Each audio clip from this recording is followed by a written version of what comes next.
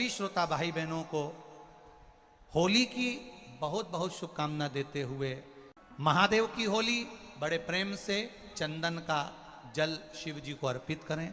एक लोटा जल जब आप देवाधिदेव महादेव को समर्पित करें, शिव जी को जब आप जल चढ़ाएं, भगवान देवाधिदेव महादेव को जब आप जल समर्पित करें, जल की धार जब महादेव के ऊपर पड़ती है, जल की धार जब मेरे देवाधिदेव महादेव पर पड़ती है, उस समय पर तुम्हारा चित्त वृत्ति यह होना चाहिए कि केवल मैं जल नहीं चढ़ा रही हूं, अपना सर्वस्व, अपना जीवन, अपने परिवार का सारा बोझ, अपने घर का सारा चिंता, अपने घर का सर्वस्व मैं देवाधिदेव महादेव को समर्पित कर दे रही हूं। यह भाव आपके भीतर होना चाहिए। यह भाव आपके भीतर एकाग्रित होना चाहिए। यह भाव आपके भीतर प्रकट होना चाहिए। बोल बम का नारा है, जम के बोलो जरा, बाबा एक सहारा है। और जम के बोलो, बोल बम का नारा है, बाबा एक सहारा है।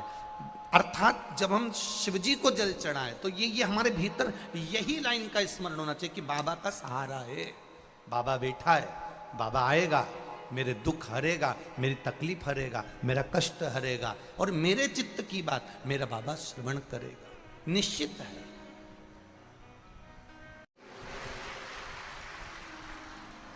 भाग्य बनाएंगे देवता, भाग्य बनाएंगे भगवान, पर भाग्य को बदलना, भाग्य को एकदम पलटने का अगर कोई बल रख सकता है तो वो देवाधिदेव महादेव रख सकते हैं। तुरंत आप उसके चरणों में जाकर आंसू भड़काए, आप उसके चरणों में जाकर विनती करें, आप उसके चरणों में जाकर निवेदन करें, आप उसके चरणों में जाकर नमन करें, आप उसके चरणों में जाकर एक लोटा जल चढ़ाए। उसने संवार लिया। आया दुख, आएगा दुख, क्यों नहीं आएगा?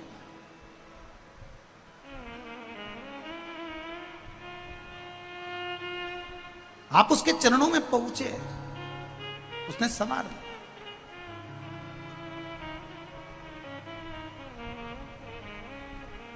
मैंने तेरे ही भरोसे, ओ भोले तेरे ही भरोसे, हवा बिच उड़ती जावांगी, बाबा डोर हटो छड़ेगा मैं कटी जावांगी, भोले मैं तेरी पतन, शंभू मैं तेरी पतन, हवा बिच उड़ती जावांगी, बाबा डोर हटो छटीला मैं कटी जावांगी। आप उसका भजन कर रहे हो, आप उसका स्मरण कर रहे हो, ढूंढेगा वो आपको।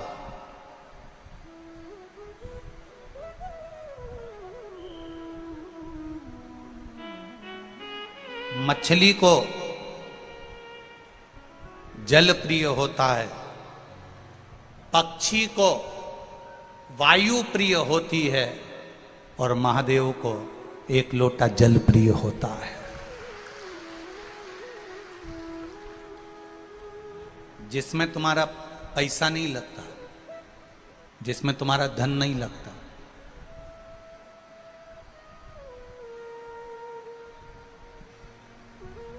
जिसमें तुम्हारा धन नहीं लगता,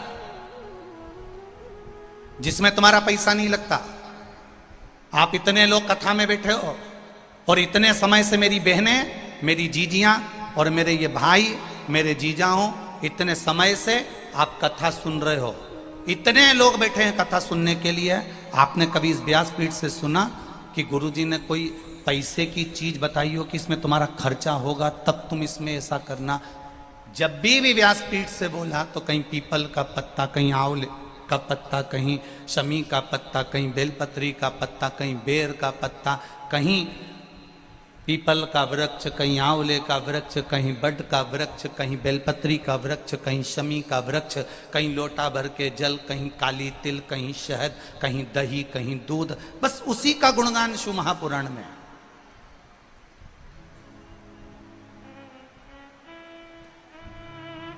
कई लोगों को बड़ा बुरा लगता है,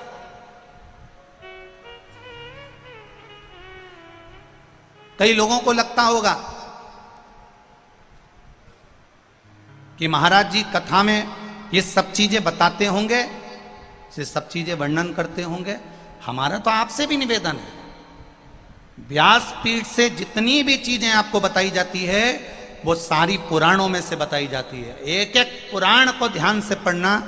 गीता प्रेस गोरखपुर की एक एक पुराण अपने घर के अंदर ले आओ। मत्स्य पुराण, कूर्म पुराण, वामन पुराण, वराह पुराण, नारद पुराण, भविष्य पुराण, गर्ग संहिता, जितनी पुराण ला सकते हो एक एक पुराण घर में लाओ। उसको धीरे धीरे एक एक लाइन को आराम आराम से पढ़ो। जितनी धीरे धीरे पढ़ोगे उतना धीरे धीरे आपके अंदर उतरते जाएगा। दुनिया के लोगों ने कहा कि सीहोर वाले महाराज ने श्री शिवाय नमस्तुभ्यम मन से मंत्र निकाल दिया, वो तो धन्यवाद दूंगा। लोगों ने जब इसका विरोध करा तब ब्राह्मणों ने, संतों ने, साधुओं ने, गुरुजन ने फिर इसको शिव महापुराण में पढ़ना प्रारंभ करा। जब शिव पुराण की विद्येश्वर संहिता में लिखा हुआ मिल गया कि श्री शिवाय नमस्तुभ्यम मंत्र को बोलने वाले का केवल मुख का दर्शन कर लो तो हजारों अश्वमेध यज्ञ का पुण्य फल प्राप्त हो जाता है, तब जाकर लोग उस श्री शिवाय नमस्तुभ्यम को छोड़े।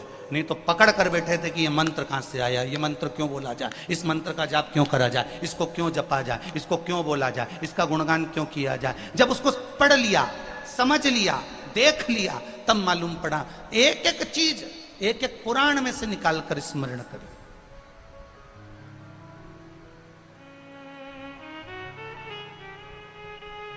पीपल के वृक्ष में 52,000 ब्राह्मणों का वास होता है। ब्रह्म पुराण कह रही है, पढ़ो, निकालो, स्मरण करिए। मछली को जल प्रिय है, पक्षी को वायु प्रिय है, और मेरे महादेव को एक लोटा जल प्रिय है। शिव को कुछ नहीं चाहिए तुमसे, शंकर तुमसे कुछ नहीं चाहता, उसको चाहिए ही नहीं।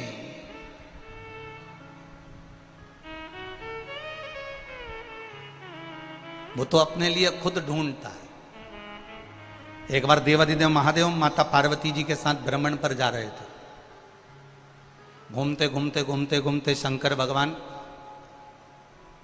कुछ लोग मुर्दे को लेकर जा रहे थे। राम नाम बोलो, बोलो, जम के बोलो, अच्छे से बोलो, राम नाम सत्य।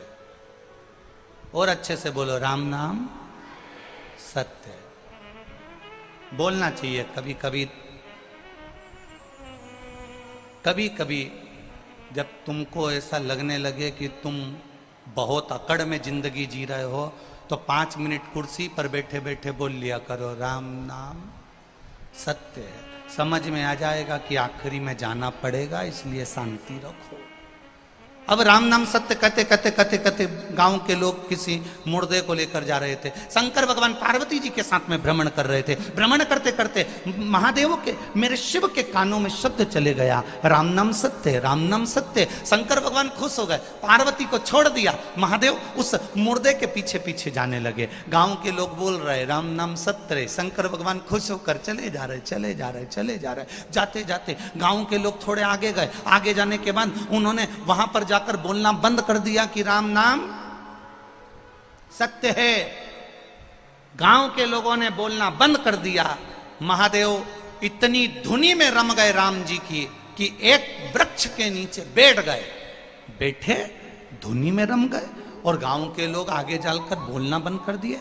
थोड़ी देर बाद महादेव की धुनी समाप्त हुई, और महादेव की धुनी जैसे ही समाप्त हुई, महादेव को लगा गांव के लोग बोल रहे थे, चुप क्यों हो गए, जरा जाकर देखो। महादेव तुरंत अंदर उस मशान में प्रवेश कर गए। उस मशान में, उस शमशान में प्रवेश कर गए। और प्रवेश कर कर मेरे महादेव ने देखा गांव के लोग चुप होकर चले गए। कोई व्यक्ति यहां जल रहा है चिता में। मुझे लगता है ये बड़ा पवित्र व्यक्ति था, इसी के चक्कर में लोग राम नाम ले रहे थे। महादेव इंतजार करे, जैसे ही राख तैयार हुई, महादेव ने सोचा ये व्यक्ति भले चले गया, परंतु इसकी भस्म, इसकी राख मेरे शरीर पर होना चाहिए। महाराज शिव जी ने उस मरे हुए जीव की राख को अपने शरीर पर धारण करा। कहाँ बैठकर धारण करा? मसान में बैठकर।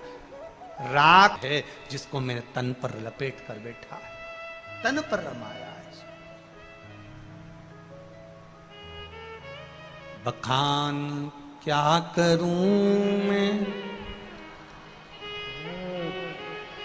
ढेर का, चपटी भगोत में है खजाना कुबेर का। बखान क्या करूं मैं राखों के ढेर का, चपटी भभूत में खजाना कुबेर का।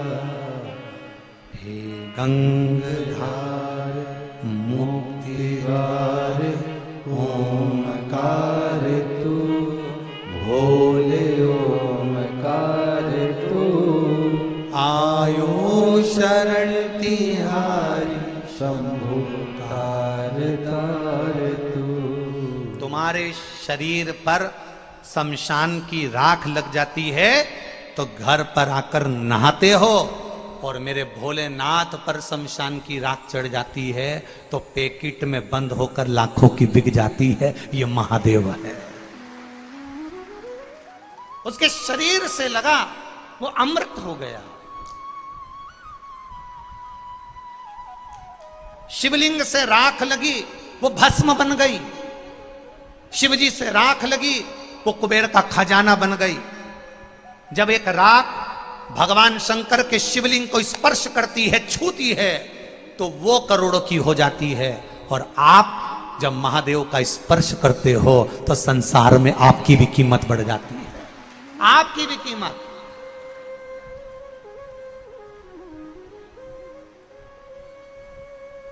उस बहन ने इस पत्र में लिखा, उस बहन ने इस पत्र में लिखा कि लोग नफरत करने लगे, मुझसे दूर बैठने लगे।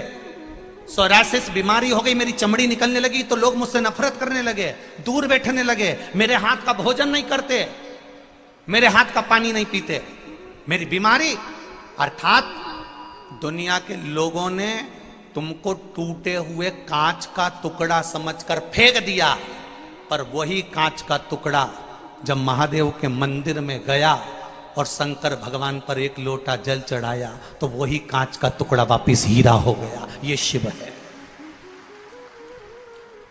वो कांच का टुकड़ा दुनिया के लोगों ने उठाकर फेंक दिया, ये कांच का टुकड़ा है, इसको बीमारी हो गई, रोग हो गया, दूर हट गए, कांच का टुकड़ा समझने लगे। टूटा हुआ कांच का टुकड़ा, जो टूटा हुआ कांच के टुकड़ों को भी फेंक देते हैं, वो टूटा हुआ कांच का टुकड़ा भी अगर महादेव के चरणों में पहुंच जाता है, जो दुनिया में ठोकर खाया, दुनिया में धुतकारा गया हो, दुनिया ने उसको लात मारकर भगा दिया हो, वो महादेव के चरणों में गया है। और गए नरसिंह मेहता, जिनकी भाभी ने गाली दी, जिनके भाई ने गाली दी, जिनकी भाभी ताने मारकर निकाल दी, वो नरसिंह मेहता रात को रोते रोते अपनी बेटी नानी बाई को लेकर अगर कहीं गए, अपनी धर्म पत्नी माड़ी गौरी को लेकर कहीं गए तो शंकर जी के मंदिर में गए।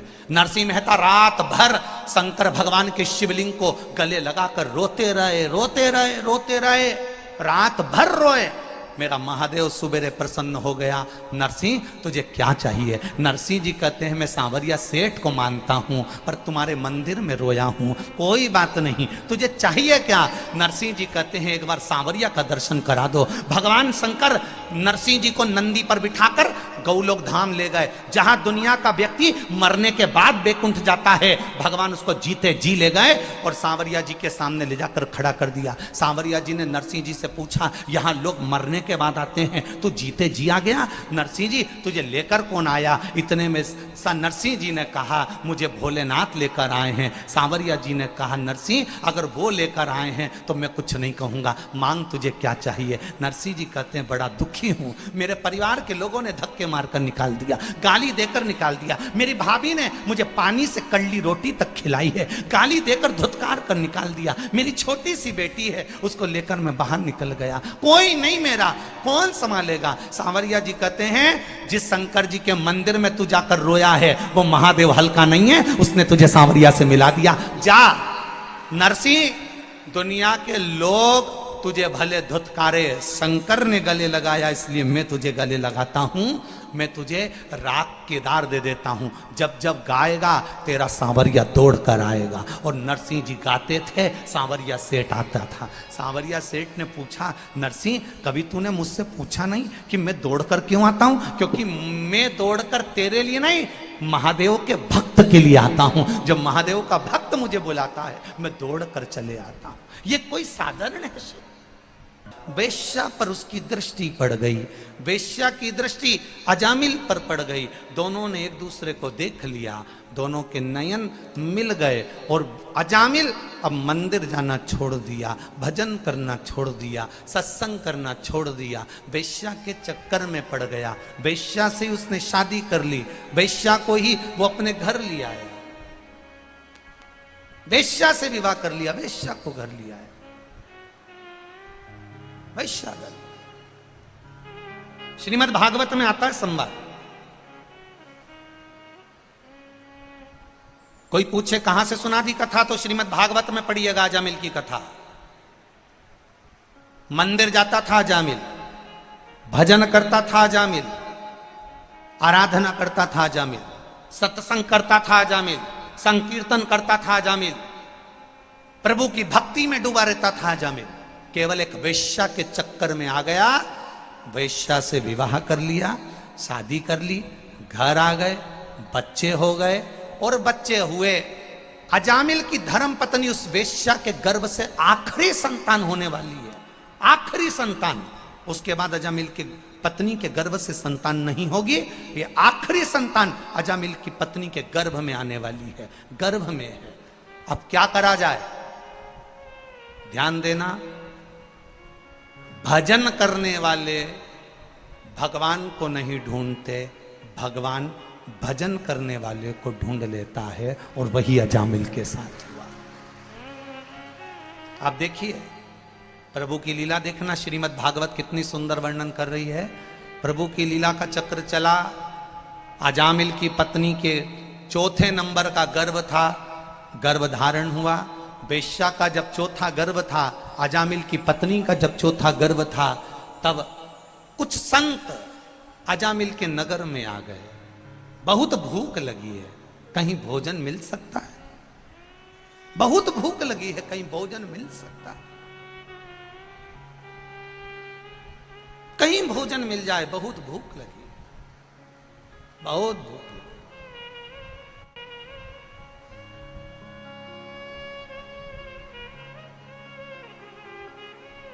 बहुत भूख लग रही है, कहीं भोजन मिल सकता है? कितना कितना पुकारा है, कितना।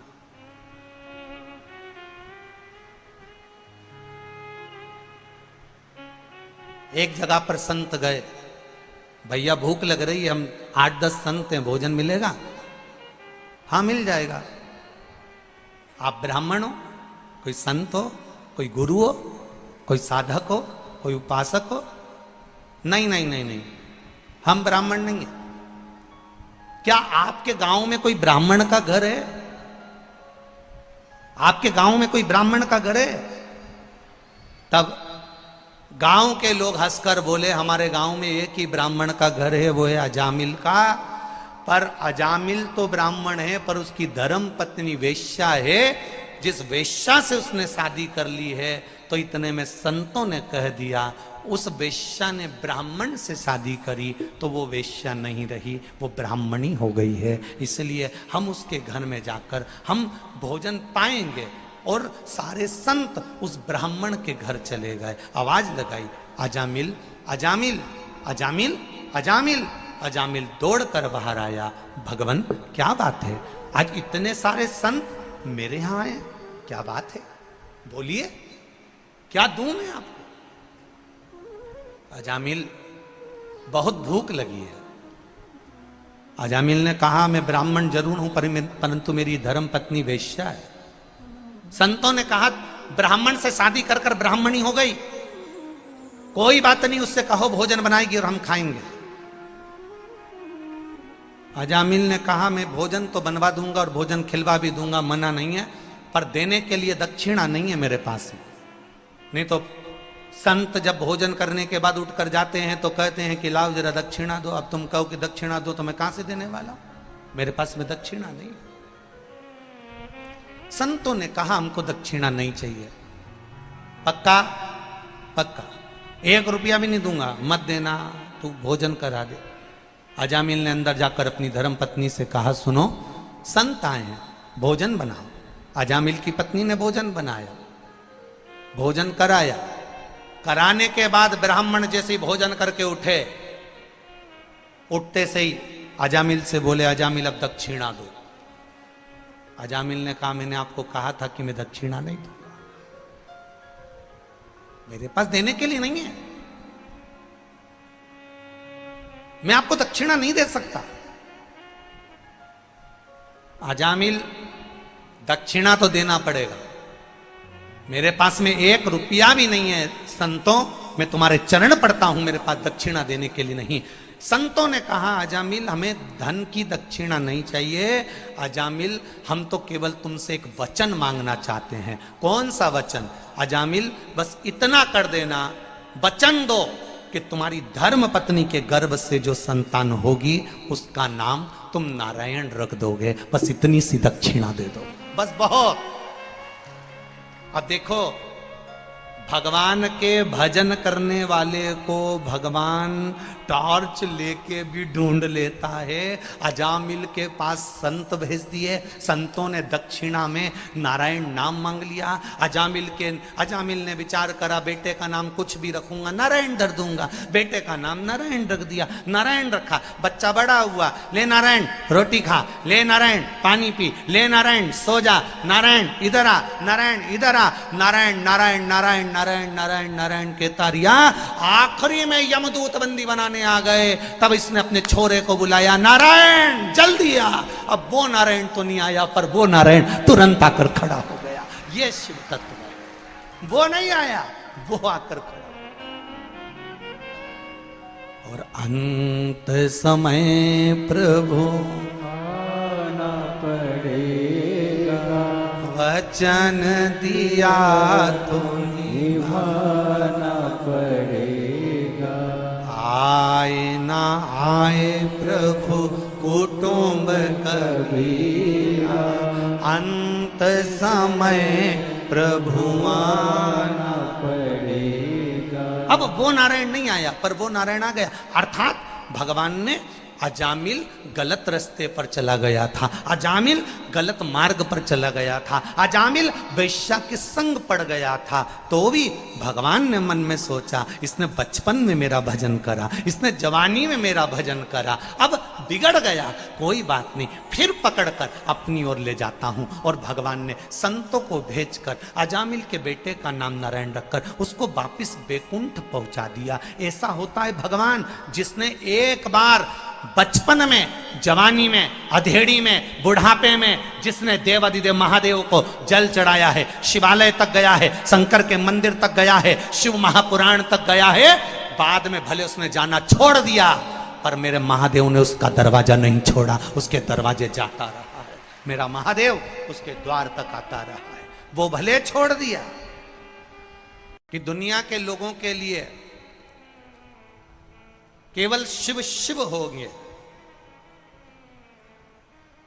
ये बरोड जी ने लिखा है, पर मेरे लिए शंकर भगवान ने मेरे परिवार को पालने के लिए मेरा गला वापस दे दिया, इसलिए वो मेरी पूंजी होंगे। ये शिव है।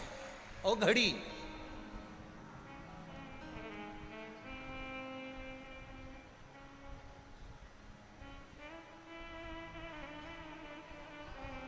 एक बात और कहना चाहेंगे इस बेटमा की पावन धरा से।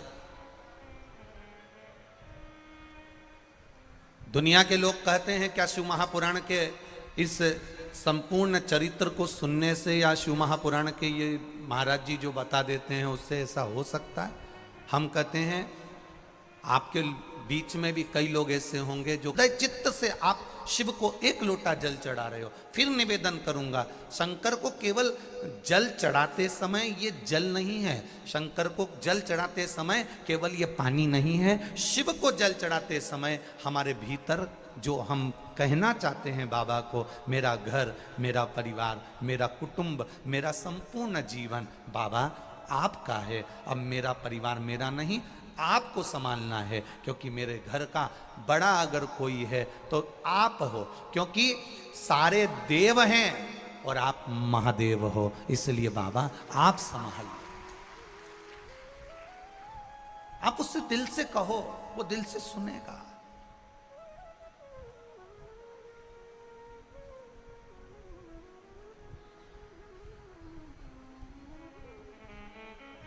कई लोग कहते हैं हमने पशुपति व्रत करा था गुरुजी, बाबा हमारी क्यों नहीं सुनता। हम रोज शिव जी के मंदिर जाते हैं, बाबा हमारी क्यों नहीं सुनता। हम कहते हैं तुमने दिल से नहीं पुकारा, एक हृदय से, एक चित्त से, मन से पुकार कर देखना।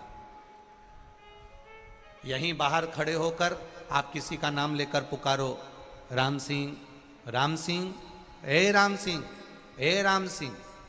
एक बार नहीं सुनेगा, दो बार पुकारोगे, दो बार नहीं सुनेगा, तीन बार पुकारोगे, तीन बार नहीं सुनेगा, चौथी बार पुकारोगे, कोई राम सिंह अगर यहाँ बैठा होगा तो पलट कर जरूर देखेगा। उसी तरह मेरे महादेव को आप नित्य पुकारोगे, नित्य पुकारोगे तो एक बार तो पलट कर देखेगा ही, ये निश्चितता है, वो देखता जरूर है।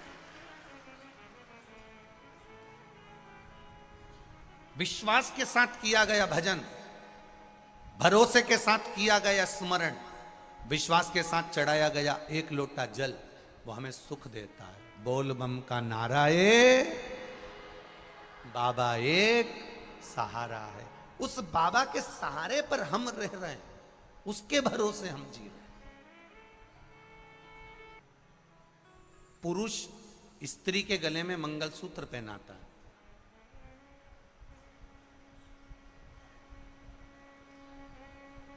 क्या वो मंगलसूत्र गले में जरूरी है? प्रश्न देखिए उस बेटी का, क्या वो मंगलसूत्र गले में जरूरी है? और उस मंगलसूत्र का महत्व क्या है? हमने कहा ये सारे 16 श्रृंगार में मंगलसूत्र की महत्वता बड़ी प्रबल है, क्योंकि मंगलसूत्र केवल काले काले काले काले मोती का नहीं होता, उसमें कहीं ना कहीं एक चमकीला मोती भी डलता है। बोलो री जी सही है कि गलत है? मंगलसूत्र केवल चमकीले ही चमकीले मोती का, या सोने सोने के मोती का, या चांदी चांदी के मोती का, या पीले पीले मोती का नहीं होता, उसमें काला मोती भी होता है। मंगलसूत्र केवल काले काले मोती का, काले काले मोती का नहीं होता, उसमें बीच में एक सुनहरा मोती, एक सोने का मोती या चांदी का मोती या पीला मोती या सफेद मोती या लाल मोती उसमें बीच में जरूर पड़ता है। और उस मंगलसूत्र में काला पीला मोती पड़ते पड़ते पड़ते पड़ते आखिरी में नीचे एक पेंडिल लटका होता। कहाँ?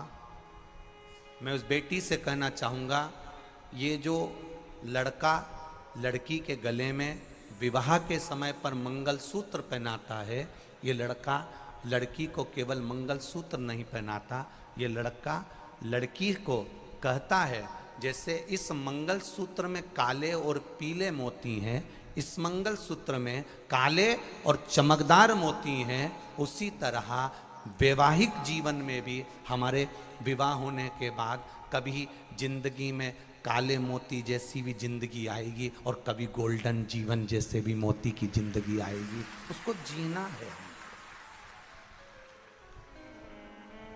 कभी कभी मंगलसूत्र के काले मोती जैसा जीवन भी आएगा, दुख का पल भी आएगा, दुख की घड़ी भी आएगी, क्षण भर की दुख की घड़ी भी हमारे सामने आके खड़ी होगी। तो इस मंगलसूत्र को देखकर याद करना कि मंगलसूत्र के मोती एक जैसे नहीं हैं, काले ही काले नहीं हैं, उसमें बीच में सोने का एक मोती लगा है, चमकदार एक मोती लगा है। तो ये इस मंगलसूत्र को देखकर समझ जाना कि जिंदगी में बहुत दिन तक दुख नहीं चलता, सोने का एक गोल्डन दिन मेरा महादेव जरूर देता है, निश्चित आती है। और गोल्डन के साथ में फिर काला आएगा, सोने के मोती के बाद फिर काला आ गया। ये हाथ में पहने देखो, अक्षर मंत्र है नमः शिवाय जो तुम्हारे हृदय को छूते रहना चाहिए। वो षडाक्षर मंत्र है ओम नमः शिवाय जो तुम्हारे हृदय को छूते रहना चाहिए। वो पेंडिल जैसे हमारे गले में नीचे लटकता रहता है, उसी तरह मंगलसूत्र में काले अंबा ने प्रतीक्षा करी राम आए, माता हिल्या ने प्रतीक्षा करी राम आए, विभीषण ने प्रतीक्षा करी राम आए। प्रतीक्षा जरूरी।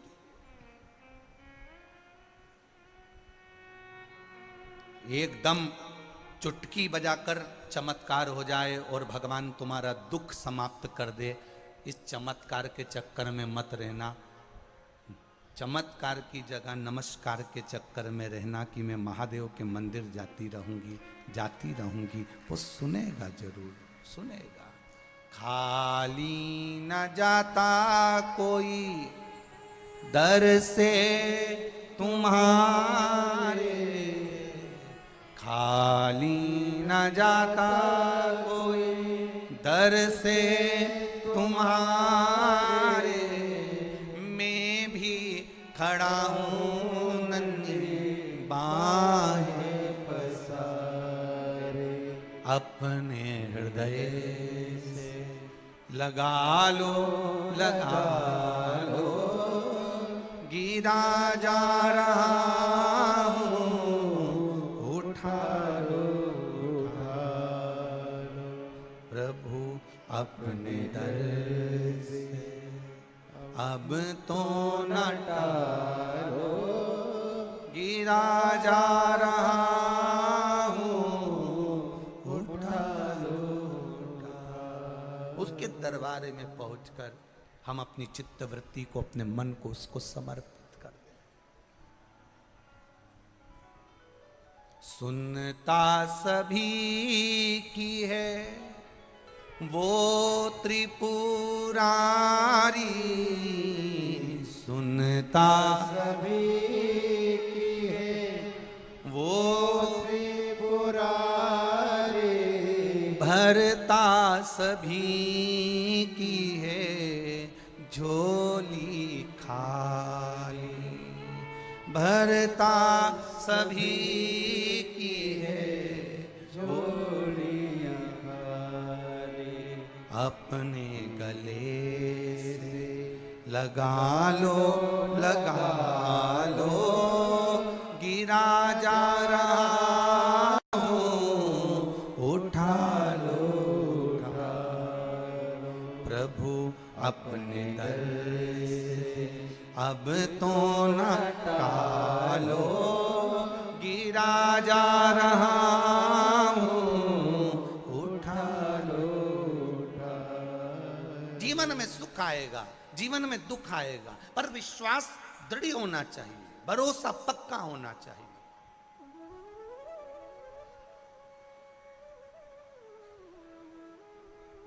अच्छा आएगा तो बुरा भी आएगा, प्राप्त होगा, पर घबराना नहीं है, टेंशन में नहीं जाना, डिप्रेशन में नहीं पहुंचना। अभी बच्चों के एग्जाम चल रहे हैं, मेरा बच्चों से निवेदन है, पढ़ो, दिल से पढ़ो, अपना प्रयास पूरा करो, अपना कर्म पूरा करो,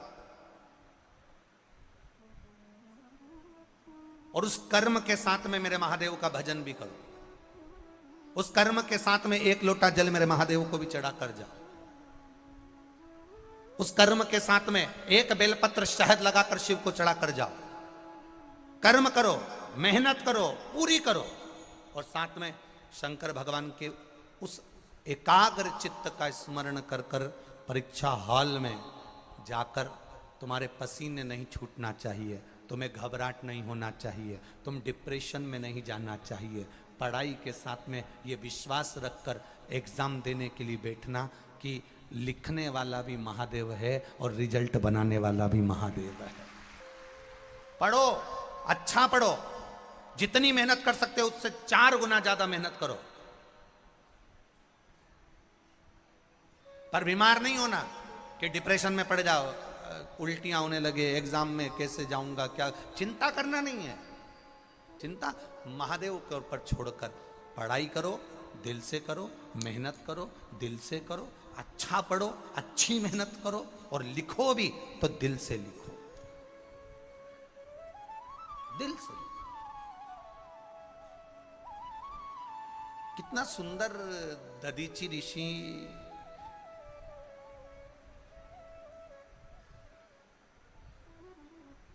कितनी सुंदर सुंदर बातें दधीचि ऋषि ने अपने जीवन में कही है महाराज।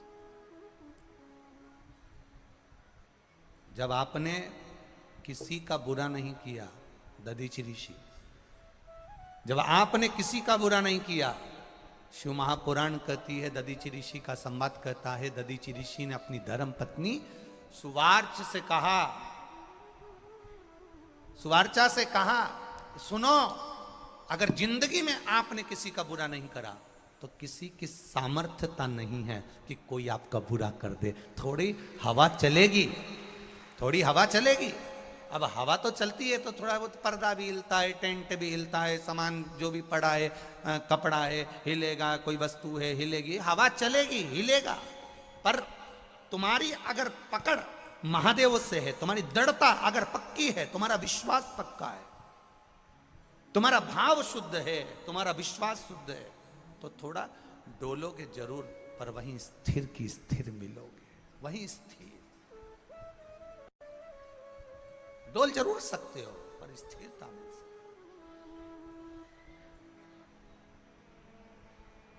तुम्हारे भीतर की जो दृढ़ता है, तुम्हारे भीतर का जो विश्वास है, तुम्हारे भीतर का जो एक दृढ़ विश्वास देवाधिदेव महादेव के चरणों में विराजमान है, वो तुम्हें डोलन नहीं देगा, वो तुम्हें गिरने नहीं देगा। शिव कथा कर रही है।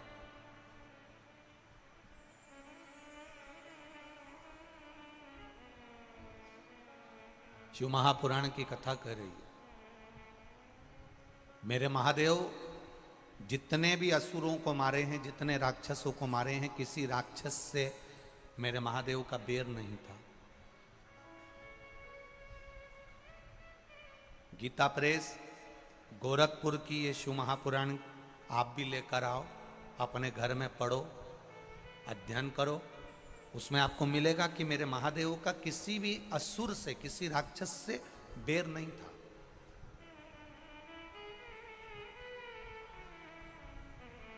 किसी से बैर नहीं है। शिव का कोई द्रोही नहीं है। कोई करोड़पति है वो भी शंकर का है, और कोई रोड़पति है वो भी शंकर का है। कोई धनपति है वो भी शिव का है, और कोई कंगाल है वो भी शिव का है।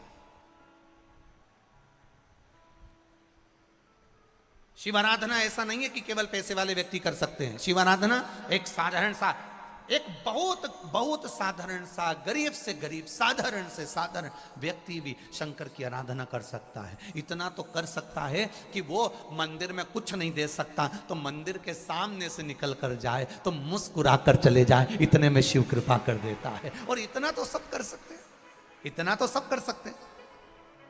आपकी मुस्कुराहट तो आप किसी को दे सकते हो, आपके चेहरे की स्माइल तो आप किसी को प्रदान कर सकते हो।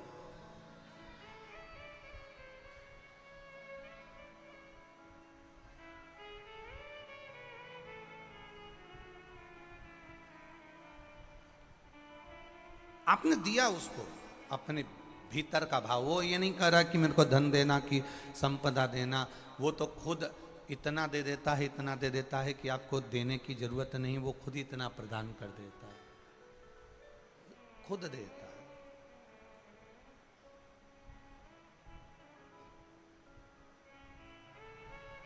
वो एक लाइन आप लोग स्मरण करते होंगे हमेशा, अरे लुटा दिया भंडार काशी वाले ने कर दिया माला माल काशी वाले।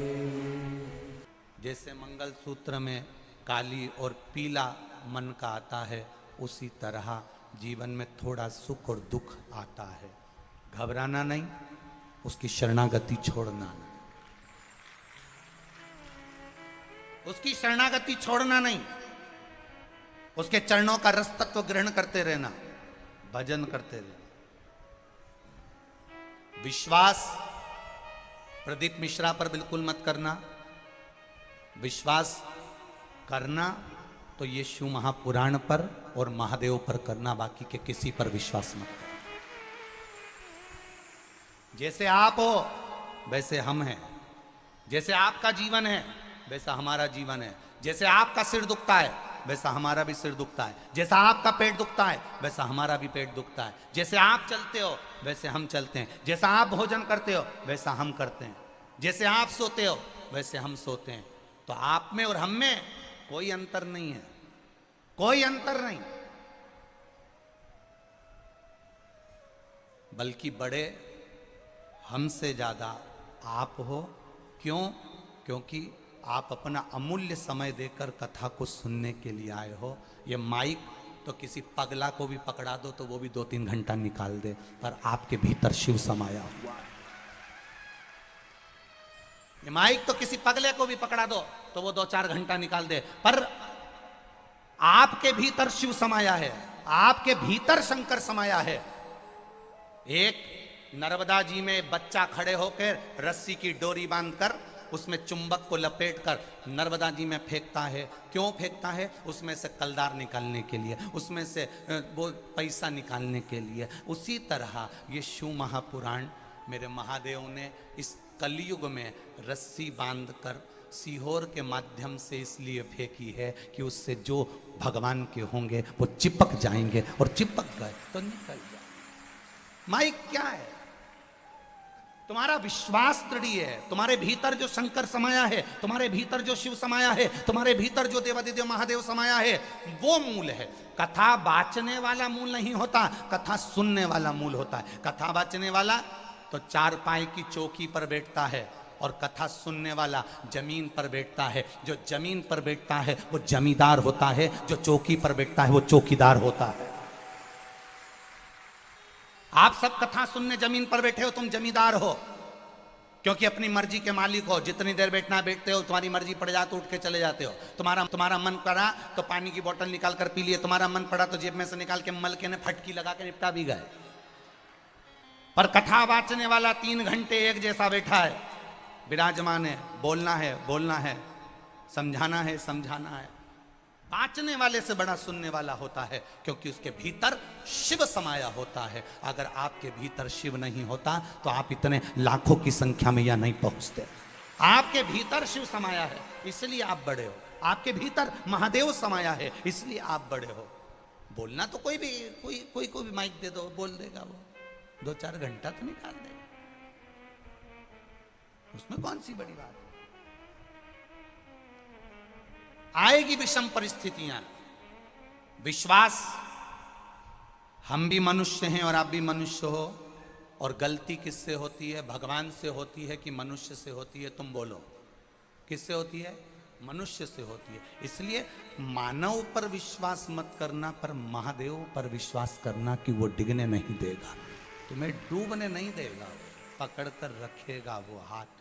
जिस हाथ से मेरे घर के बच्चों ने, जिस हाथ से मेरी भारत भूमि के छोटे से छोटे बच्चे ने, छोटे से छोटे बच्चे ने, और बड़े से बड़े बूढ़े से बुजुर्ग व्यक्ति ने, जिन हाथ से, जिन बहुओं ने, जिन बेटों ने, जिन पतियों ने, जिन पत्नियों ने, जिन बेटों ने, जिन बेटियों ने, जिन हाथ से महादेव को जल चढ़ाया है, वो हाथ मेरा महादेव पहचानता है और उसको पकड़ कर रखता है, उसको डूबने नहीं दे सकता है। पकड़ कर रखता है वो महादेव, डूबने नहीं देगा।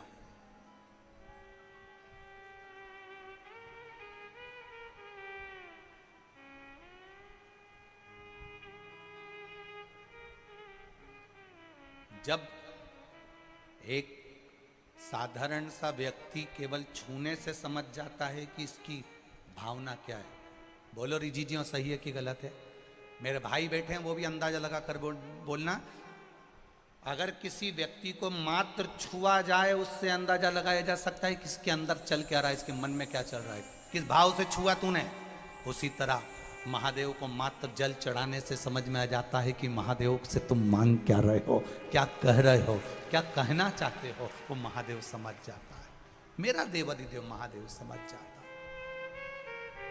करेंगे, दुनिया के लोग अपशब्द कहेंगे, ताने देंगे, गालियां देंगे, आड़ा टेढ़ा बोलेंगे, उनका काम है, वो बोलते रहने दो। अपना काम है शिव मंदिर में जाना, एक लोटा जल चढ़ाना, शंकर की भक्ति करना, शिव तत्व को अपने भीतर उतारना, उसके सिवाय कुछ नहीं,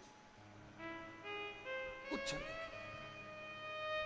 बोल बम का नारा है, बाबा एक सहारा है, उसके सहारे जियो, उसके भरोसे जियो, भरोसे।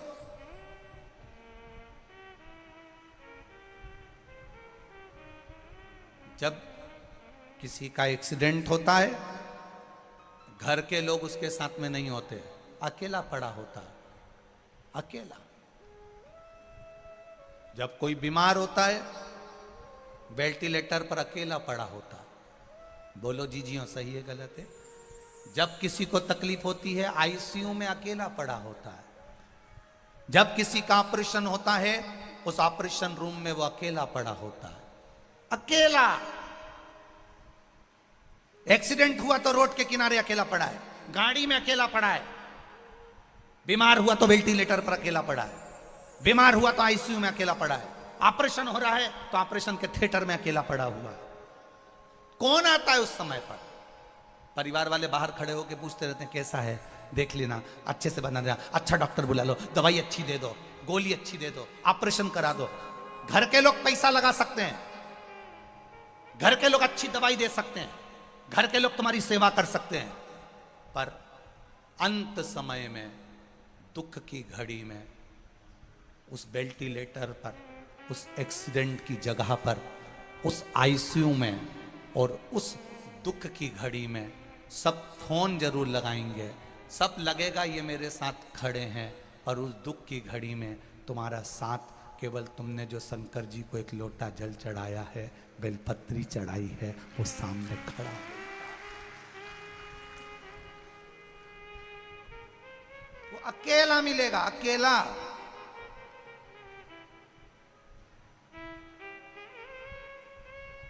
और अकेला व्यक्ति किस किस जगह पर बैठता है, जरा ध्यान रखना।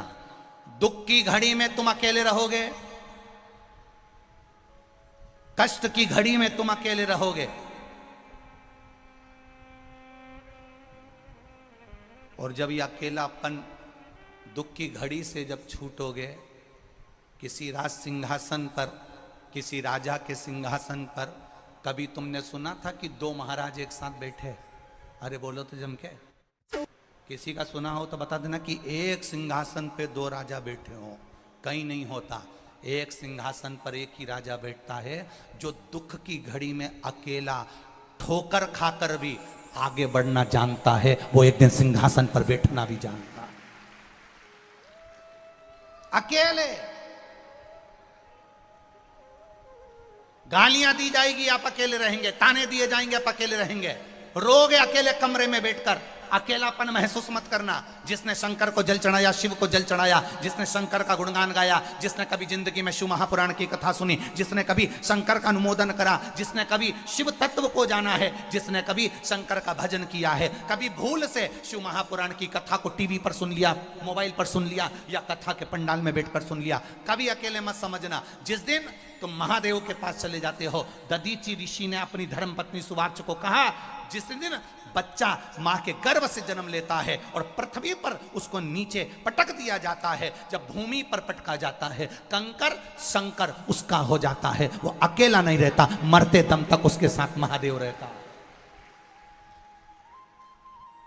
मरते दम तक उसके साथ महादेव रहता है। महादेव एक क्षण के लिए भी अपने बच्चों को, महादेव अपने बच्चों को, अपनी संतान को, अपनी औलाद को, मेरा महादेव एक क्षण के लिए भी अकेला नहीं छोड़ता। हर क्षण हर पल वो आपके साथ है। बस अनुभव करिए, अनुभव। एक लड़का बचपन में अपने पिताजी के साथ अपने गांव जाता था ट्रेन में बैठकर। पिताजी उसको ले जाते, दादा दादी से मिला कर ले आते। बच्चा बड़ा हो गया। बच्चे ने कहा, पिताजी आप अब की बार गांव नहीं जा रहे? पिताजी बोले, अब हम गांव नहीं जा रहे। बच्चा कहने लगा, नहीं पापा, पिताजी मुझे गांव जाना है।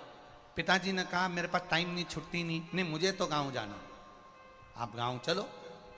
पिताजी ने मना कर दिया। बेटा कहने लगा, मैं अकेला गांव चले जाऊंगा, आप मुझे ट्रेन में बिठा दो। पिताजी ने एक पर्ची लिखी, पर्ची लिख के उसको फोल्ड कर मोड़ कर पिताजी ने वो पर्ची बेटे के जेब में रख दी और बेटे को टिकट दिलाकर ट्रेन में बिठा दिया।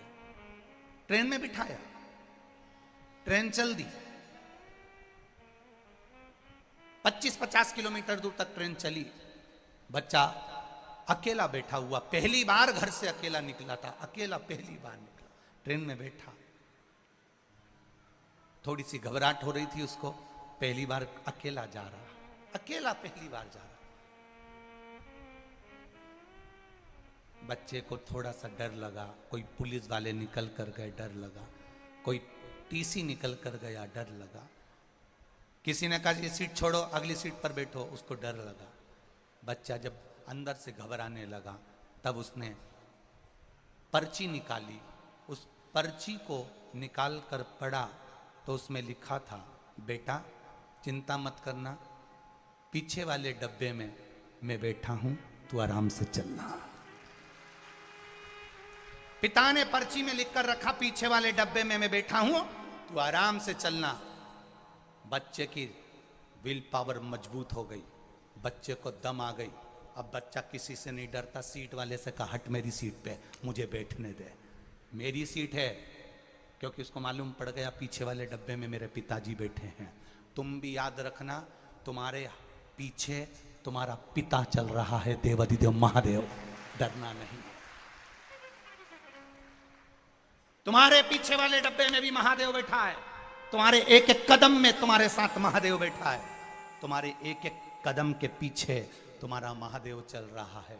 तुम्हारे कंधे पर कभी कभी चलते चलते चलते चलते कभी मंदिर में आराधना कर रहे हो, कभी शिव महापुराण की कथा सुन रहे हो, कभी टीवी के सामने, मोबाइल के सामने कथा सुन रहे हो। अचानक कथा सुनते सुनते तुमको ऐसा लगे कि मेरे पीछे से कोई निकल कर गया। कभी कभी तुम्हारे साथ हुआ होगा, मंदिर में पूजन करते करते ऐसा लगा कि कोई मुझे देख रहा है। कभी कभी पूजन करते करते ऐसा अनुभव हुआ होगा कि कोई मेरे पास में से निकल कर गया है। कभी कभी पूजन करते हुए ऐसा लगा होगा कि मेरे सिर पर कुछ आकर गिर गया है। कभी पूजन करते हुए, कभी कथा सुनते हुए तुम्हें ऐसा अनुभव हुआ होगा कि मेरे पास में से कोई निकला या किसी ने आवाज दी।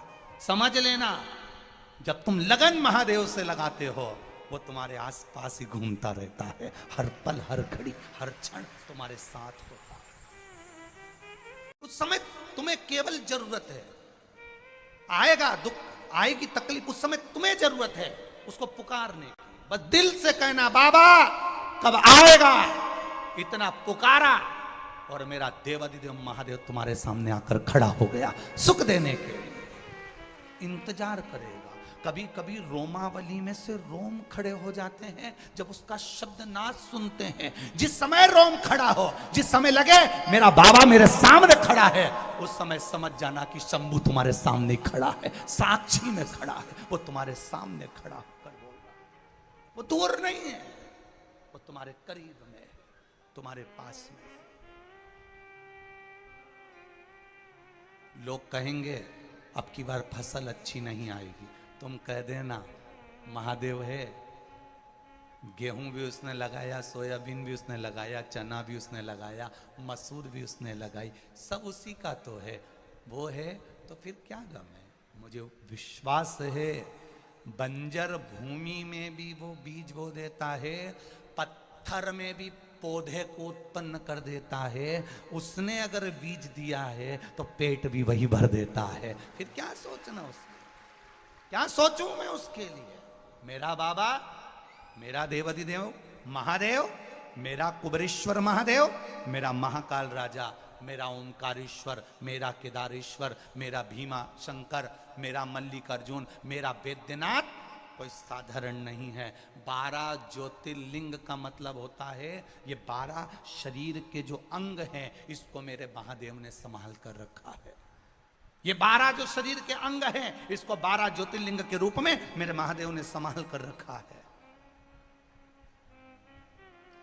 जिह्वा पर शिव, श्रवण में शिव, नयन में शिव, वाणी में शिव, हृदय में शिव, हस्त में शिव सेवा, चरण में शिव का द्वार, सब शंकर की एक आनंदता है।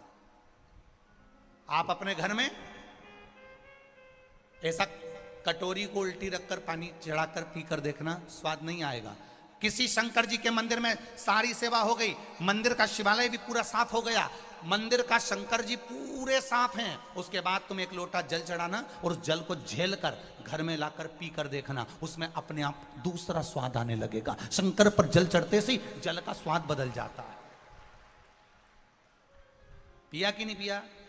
अरे बोलो, जम के बोलो जरा, पिया ना? स्वाद बदला कि नहीं बदला? आप घर में पानी चढ़ा कर देखना। आप घर में जो तुम्हारे यहां सिलबट्टा हो नहीं, चटनी पीसने वाला, ऊके धो के ऊपे पानी चढ़ा कर देखना, उसमें स्वाद नहीं आएगा। पर